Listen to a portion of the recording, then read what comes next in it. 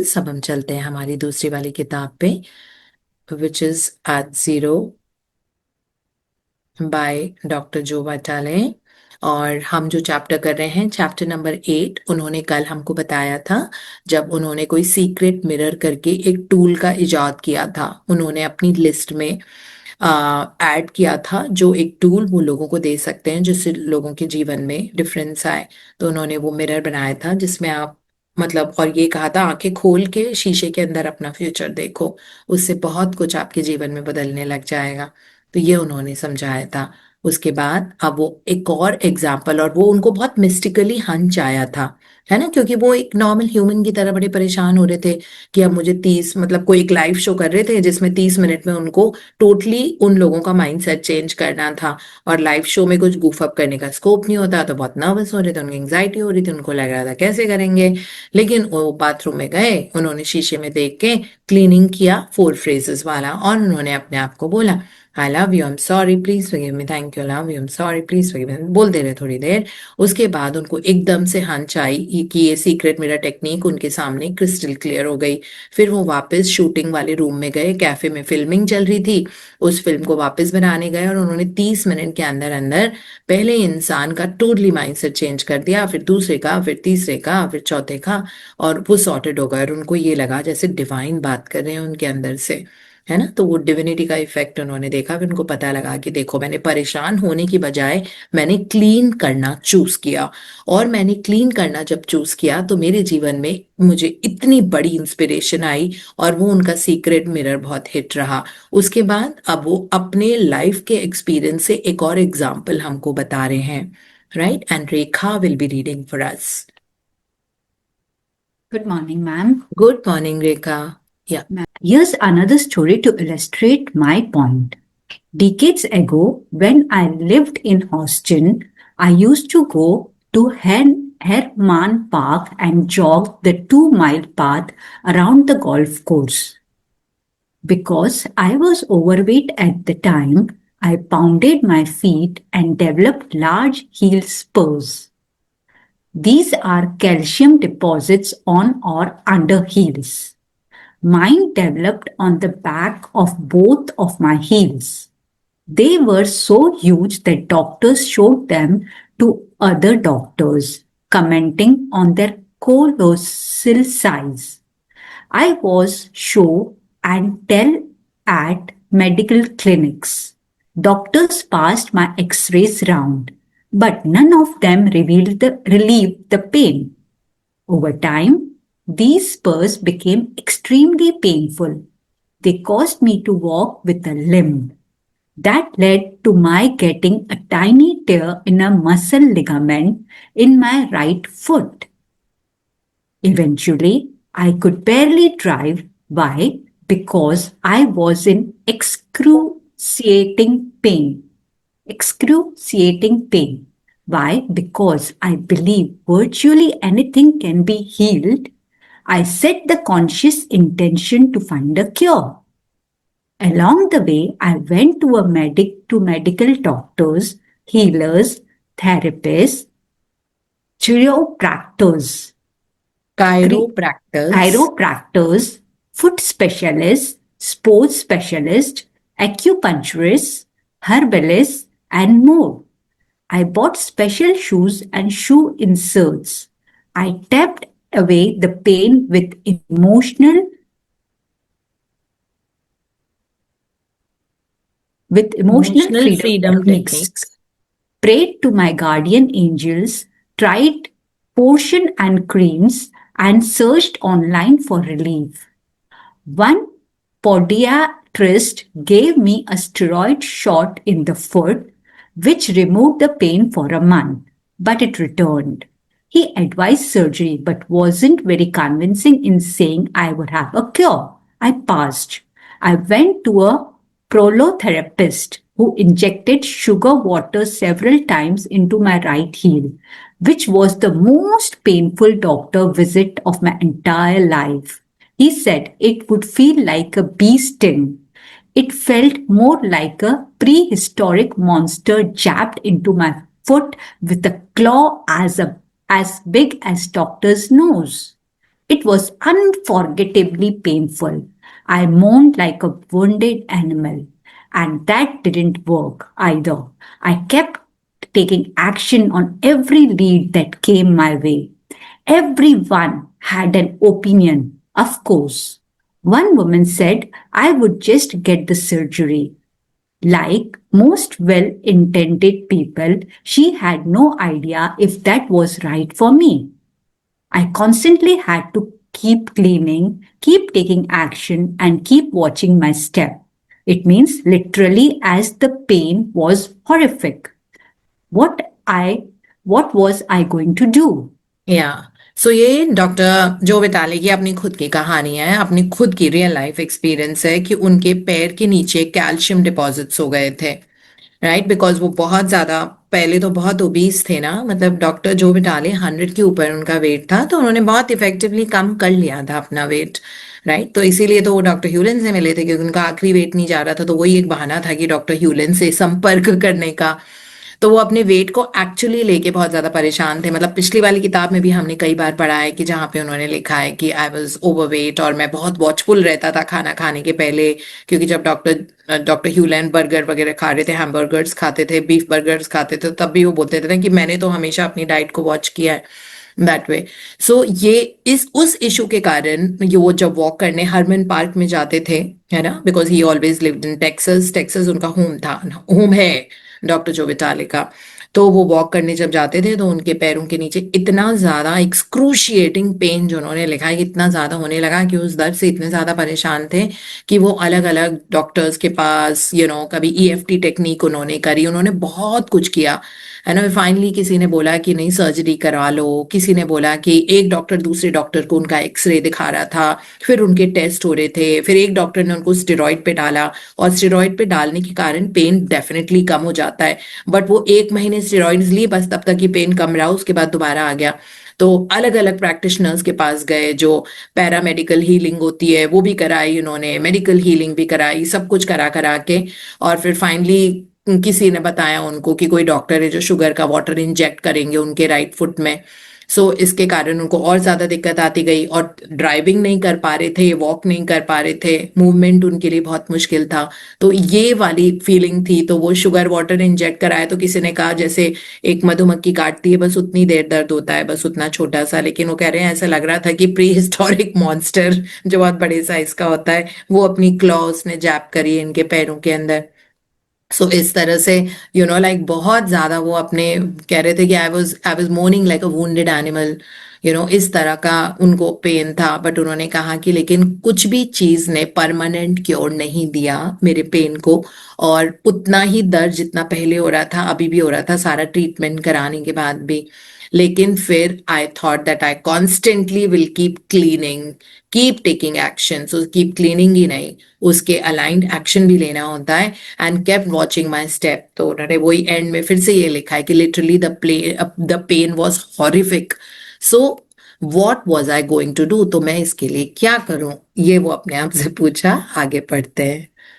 Then, one day at a retreat in Hawaii for members of the Transformational Leadership Council, I saw an announcement for a free Chai Kung healing on ची the beach. Kung healing, ची Chi, kung, yeah, Japanese word, for a free Qigong healing on the beach. Something in me clicked. The words free and on the beach resonated. But I also had training in Qigong, the Chinese internal healing art, sometimes called Kong, की gong, and की Qigong, gong. Qigong, and was more than curious. I felt it was worth a try. It felt like an inspired idea. I went. Chui Lin is a certified international Qigong master and founder of Spring Forest Qigong. He met me and a handful of others on the sunny beach. I told him about my heel spur and the tear in my ligament. He winced as if feeling my pain. I didn't see much hope in his ability to heal me because why? Because his agonist face seemed to suggest Agonized. because his agonized face seemed to suggest he couldn't really do anything for me. But my part was little. He told me to close my eyes, relax, listen to the ocean waves just yards away, and visualize love going to my heel spurs. I could do that. I peeked through my eyes to see what he was doing. Chui stood at my Chun feet. E. Chun E. Chun Yi stood at my feet and aimed his fingers at my spurs.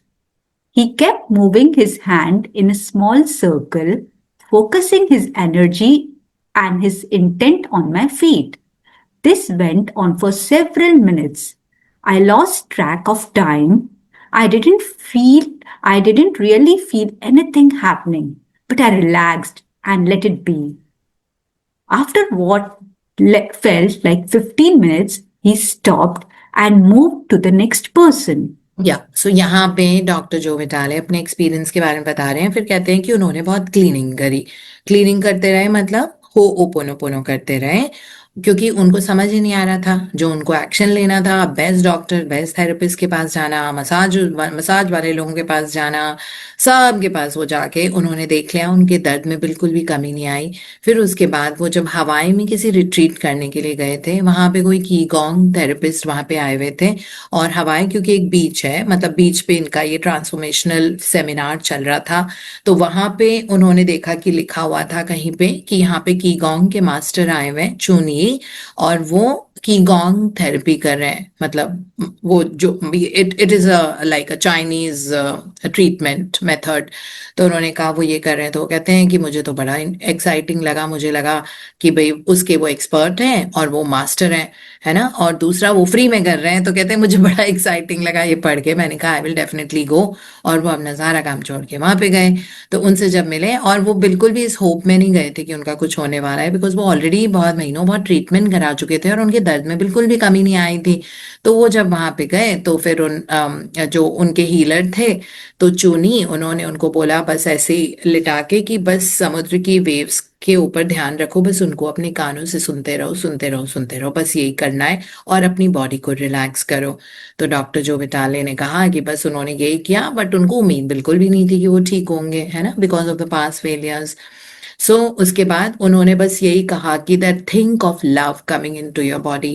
I mean just imagine, यही चीज हम हो पोनो में भी करते हैं ना, we just think that we say thank you and I love you, और लव एनर्जी को अपने आप से भरना, और लव वर्ड ही ऐसा होता है ना, मतलब कि love means that God's power basically. तो इस तरह से तो उन्होंने बस यही बोला उनको कि तुम इमेजिन करो कि तुम लव को बहुत ज्यादा एब्जॉर्ब कर रहे हो, and love is coming through, and just think of that. बस ये कहा और उन्होंने अपना काम किया। उन्होंने बस अपनी उंगलियों से उनके पैर को सहलाया, सारी एनर्जी को फोकस करके।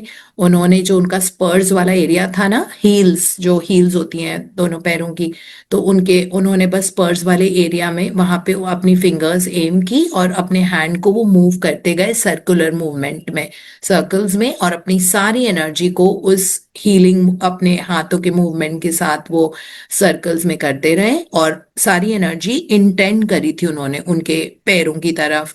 और ये बहुत देर तक ये होता रहा, इतना कि डॉक्टर जो विटाली को याद ही नहीं रहा कि कितना टाइम है। उनको ऐसे लगा दैट 15 मिनट हुए हैं, बट जितना भी टाइम हुआ था ऐसा होता रहा, होता रहा, होता रहा, है ना। दैट मीन्स वो एनर्जी से हील कर रहे थे, बिकॉज वो कुछ कर तो नहीं रहे थे, वो तो बस अपनी फिंगर्स का मूवमेंट कर रहे थे, राइट। और फिर उसके बाद उन्होंने अपना काम किया और वो दूसरे वाले पेशेंट के पास चले गए। बस ऐसे तो डॉक्टर जो विटाली को लगा कि 15 मिनट उन्होंने कुछ किया, और ऐसा उन्होंने कुछ नहीं, बस अपनी उनकी फिंगर्स, अपना हैंड्स मूव कर रहे थे, फिंगर्स मूव कर रहे थे, hands and fingers, that's it, और कुछ नहीं किया था उन्होंने। हाँ जी, आगे बढ़ते हैं। When I got off the beach and started to walk, I noticed there was more flexibility in my feet. I could move and walk easier. I didn't feel it was a cure. Why? Because I still felt pain. So I didn't think much of it. But over the next couple of days, my pain lessened and my ability to walk increased, I grew excited. I went looking for Chu Yi before we left Hawaii to thank him and to ask what he did. He was very friendly and told me he simply sent energy to my feet. He asked for my name tag, took it, and said he would continue to direct healing energy my way. या तो फिर जब doctor जो बिटाले वो उनको जो लग रहा था 15 मिनट की हीलिंग की थी चूनी ने वो की गोंग टेक्निक से, उसके बाद जब वो उठ के गए तो उनको लग रहा था कि उनका पैर और आराम से मूव हो रहा है, मतलब फ्लेक्सिबिलिटी इंक्रीज थी लेकिन पेन अभी भी था। बट उन्होंने चूज किया कि वो इस बारे में अब सोचेंगे नहीं, राइट। सो लेकिन कुछ दिनों के बाद हवाई में वो रिट्रीट चल ही रहा था तो कुछ दिन और उनको रहना था, तो उन्होंने सोचा कि लौटने के पहले एक बार दोबारा से जाके चून ई जो उनके मास्टर हीलर थे उनसे एक बार जाके मिल लिया जाए। तो he just wanted to meet him. तो वो गए वापस से उनको ढूंढते हुए सिर्फ थैंक यू बोलने के लिए, बिकॉज थोड़ा मूवमेंट उनका ईजी हो गया था पहले से जब से उन्होंने वो ट्रीटमेंट कराया था। और कुछ दिनों में उन्होंने देखा कि फर्स्ट डे फ्लेक्सिबिलिटी इंक्रीज थी और दूसरे चौथे मतलब दूसरे तीसरे चौथे दिन उनका मूवमेंट बहुत आसान हो गया था, है ना। और उनको बहुत अच्छा लगा बिकॉज इतना ज्यादा ट्रीटमेंट वो करा के आए थे और कुछ हो ही नहीं रहा था। तो उनका पेन बहुत कम हो गया था, उनकी एबिलिटी टू वॉक बहुत बेटर होने होने लग गई थी। तो उनको बहुत अच्छा लगा, तो उन्होंने लगा कि जाके उनको थैंक यू बोलना चाहिए। तो उनको ढूंढते ढूंढते गए थैंक यू बोलने के लिए। फिर उन्होंने देखा कि वो बहुत प्यार से इनसे बात कर रहे थे, वॉज वेरी फ्रेंडली। और जब डॉक्टर जोबिटाले ने बताया कि आपने किया क्या है, मतलब उन्होंने पूछा कि आपने क्या किया था मेरे पैर का, मतलब इतना ये ठीक हो गया, बिकॉज अभी तक तो उन्होंने इतने सारे ट्रीटमेंट कराए थे। तो चुनी ने उनको बताया कि नहीं, मैंने तो बस एनर्जी भेजी थी आपके फीट को, है ना, लव एनर्जी। और पहले ही उन्होंने बता दिया था कि आपको भी यही सोचना है ताकि उनका काम इजी हो जाता है ना। जो हीलर है, जैसे अगर अगर हम किसी को हील कर रहे हैं और उस पर्सन को भी बोल दो कि आप बस ये सोचो कि गॉड की लव आपकी पूरी बॉडी के अंदर है, बस आप लव वर्ड पे फोकस रहो, राइट। तो ऑलरेडी उस पर्सन की जो पेशेंट है वो अगर ये ऐसा सोचता है तो उसकी ऑलरेडी बहुत पॉजिटिव हो जाती है ना, उसकी एनर्जी। और अगला इंसान भी उसको एनर्जी से हील कर रहा है। तो उसने बस अपनी फिंगर्स और हाथों को मूव करके बस एनर्जी तो दी थी, अपने अंदर की हीलिंग एनर्जीज दी थी, और डॉक्टर जो बिटाले ठीक हो गए। फिर वही उनको लगा। सो उन्होंने पूछा कि आपका नाम क्या है, लाइक हीलर ने पूछा, जो मिस्टर चुन ई थे मास्टर हीलर। उन्होंने डॉक्टर जो बिटाले से उनका नाम लिया और फिर उसके बाद कहा कि मैं आपके नाम के साथ आपको एनर्जी अभी देता रहूंगा ताकि आप बिल्कुल ठीक हो जाओ। या That was at least 2 years ago. Today, I have no pain at all, drive, walk, and even work out without difficulty. You can still see the bumps on my heels that show I have heel spurs. I am still protective of them, but that's it. The pain itself is gone. Considering how much pain I had been in and for so long, this was indeed a miracle. How did miracle occur?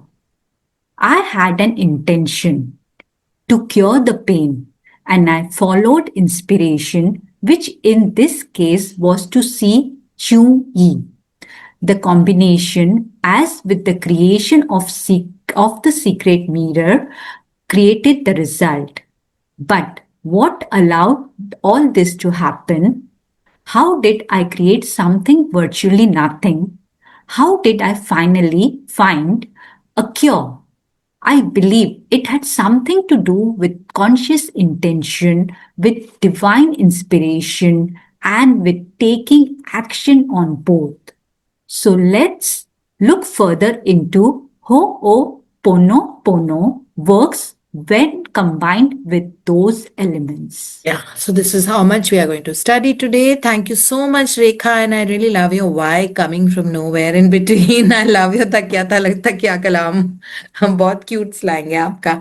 Thank you so much for reading so beautifully. You have a good voice, a beautiful voice. Thank you. God bless you.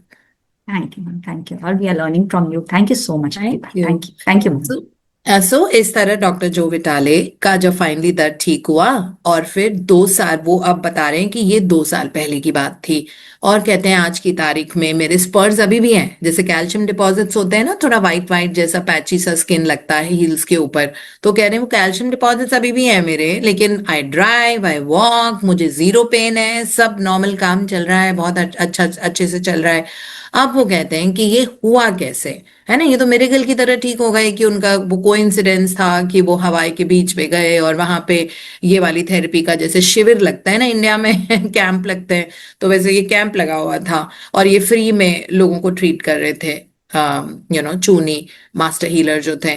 तो अब वो कहते हैं कि ये combined effect था मेरे inspiration का, है ना, बिकॉज वो लगातार क्लीनिंग कर रहे थे और जिसके कारण वो एक्शन भी ले रहे थे, right, he did like cleaning करते करते करते करते ऐसा आया दैट वो वहां पे उसी वक्त, कहते हैं ना, you are at the right place at the right time, तो आप सही जगह पे सही समय पे वो थे। उन्होंने देखा, उनके अंदर से कुछ आया कि let me just try him, because एक इंसान जो 50 जगह से ट्रीटमेंट करा के जिसको जीरो रिजल्ट मिला है, उसको दोबारा से किसी लाइक चाइनीज आर्ट, वो भी फ्री का कोई कैंप लगा हुआ है वहां पे, वो नहीं जाता। लेकिन इनके अंदर से एक आवाज आ रही थी, देयर वाज इंस्पिरेशन, यही होती है ना, that you feel like doing something और you feel like going somewhere. तो उनको ये लगा कि नहीं, जाके इनसे बात करो, तो कह रहे थे कि डेफिनेटली मेरा इंटेंशन था कि मुझे ठीक होना है, बट क्लीनिंग का इफेक्ट उस इंटेंशन के साथ इतने अच्छे से अनफोल्ड हुआ, और वो सही समय पे सही टाइम पे थे और सही जगह पे, और उन्होंने देखा ये कैंप लगा हुआ है कोई जहाँ पे ऐसे कोई आए हुए हैं, और उन्होंने दिखाया इस तरह से। सो यही बता रहे हैं कि अप्रोप्रिएट एक्शन भी लेना होता है ना, मतलब वो एक्चुअली हो ओपोनोपोनो, लोग बहुत मिसकॉन्स्ट्रूड, उनको लगता है बस हम क्लीनिंग कर रहे हैं तो अब हमको कुछ करने की जरूरत नहीं है, नहीं, लेकिन जब अपॉर्चुनिटी आती है तो आपको अब उसको आइडेंटिफाई करके आपको सही एक्शन भी लेना होता है, ऐसे थोड़ी कि बैठे बैठे सब हो जाता है ना। सो ये बता रहे हैं कि जब जब क्लीनिंग होती है, तो जब डिवाइन, तो उन्होंने यही लास्ट पैराग्राफ में ये बताया है कि मुझे ऐसा लग रहा था कि ये डिविनिटी सारी चीजें ऑर्केस्ट्रेट करती है, लाइक कोई भगवान है, कोई फोर्स है, कॉस्मोस, यूनिवर्स जो भी हम बोलते हैं, उनके कारण ये सारे, उनके इंस्पिरेशन से ये सारी चीजें होती जा रही हैं कि वो हर जगह पे सही समय पे सही जगह पे थे, और वो एक्शन ले पाए, सिर्फ हो ओपोनोपोनो नहीं कर रहे थे बैठ के, उन्होंने वो एक्शन भी लिया जो उनके लिए था।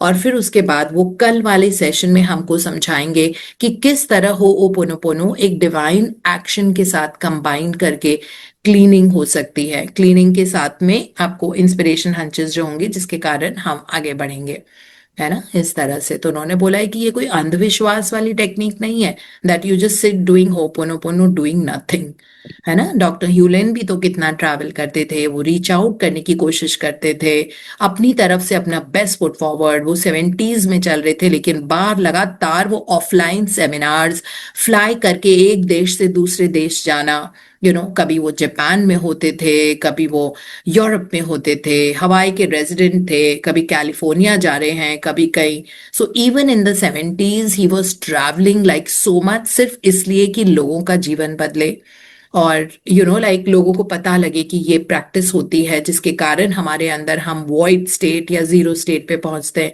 और जीरो स्टेट ऐसी स्टेट होती है जहाँ पे आप कोई भी लाइक जहाँ पे डिविनिटी आती है ना, मुट्ठी बंद करके रखो टाइट, तो भगवान देंगे कैसे, तो मुट्ठी खोलो और बिल्कुल खाली है, इसका मतलब अब जीरो स्टेट आ गई है। And that is when inspirations, hunches, आपको अमेजिंग सरियल एक्सपीरियंसेस होंगे, आपके ग्रेट ट्रैवल्स होंगे, आपको जो चीज शुरू से चाहिए थी वो मिल जाएगी, क्योंकि गॉड को पता होता है कि आपको जीवन में क्या चाहिए होता है, राइट। तो वो कह रहे क्लीन अपने आप को करते रहो, बिकॉज हमने इतने घने बादल बनाए हुए हैं ना डिविनिटी के सामने, कि हमें लगातार, मतलब हमको भगवान से साक्षात्कार हो नहीं पाता है, क्योंकि हमारी बहुत बारी है, अगर हमें ही अपना दिमाग लगा के करना है तो फिर टेंशन ही क्या है ना, फिर हमको भगवान को सीख करने की जरूरत ही नहीं है। अगर हम अपने आप को ही समझते हैं कि I will make decision, I am this, I am that, तो फिर हमें भगवान की डिविनिटी की जरूरत नहीं होती है, राइट। लेकिन ये जो डिवाइन इंस्पिरेशन है, दिस ऑलवेज वर्क्स जब हम लगातार क्लीन करते हैं, जब हमारा दिल साफ होता है, जब हम थैंक यू और आई लव यू की एनर्जी में वाइब्रेट कर रहे होते हैं, जो हमको डेलिबरेटली चूज करनी पड़ेगी कॉन्शियस माइंड से, ये जब हम चूज करेंगे हमारी क्लीनिंग होती रहेगी। सो आज हमने इतना ही पढ़ा है। Thank you so much.